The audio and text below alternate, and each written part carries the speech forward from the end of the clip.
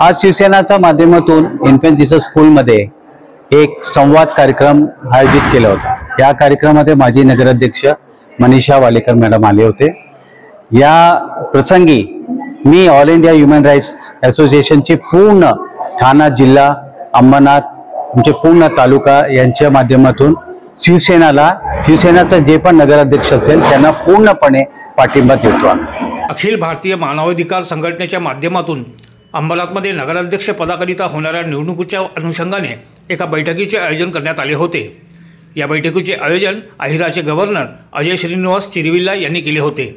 या बैठकीला शिवसेनेच्या माजी नगराध्यक्ष मनीषा वालेकर यांनी विशेष उपस्थिती लावली होती। यावेळी संघटनेच्या पदाधिकाऱ्यांनी शहरातील महत्त्वाच्या मुद्द्यावर व विषयावर चर्चा केली।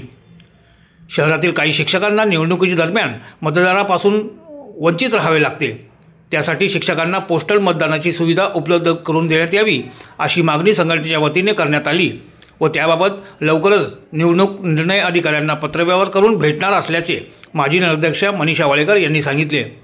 तसेच नगराध्यक्ष पदाच्या निवडणुकीकरिता शिवसेनेच्या उमेदवाराला अखिल भारतीय मानवाधिकार संघटनेचा जाहीर पाठिंबा असल्याचे अजय श्रीनिवास यांनी यावेळी सांगितले। याप्रसंगी संघटनेचे ठाणे जिल्हा अध्यक्ष प्रदीप कुमावत, महिला अध्यक्षा दीपा एडविन, अंबरनाथ तालुका महिला अध्यक्षा राधिका मुखर्जी, सचिव शत्रुघ्न उमप, राजेंद्र सूर्यवंशी, सागर शिंदे, मुन्ना उपाध्याय, महिला सहसचिव दर्शना चिरविल्ला, अनिता श्रियन, कनक चिरविल्ला, शिक्षिका शांती राव, श्रबानी, पिंकी, लक्ष्मी अय्यर यांच्यासह अनेक मान्यवर व पदाधिकारी उपस्थित होते।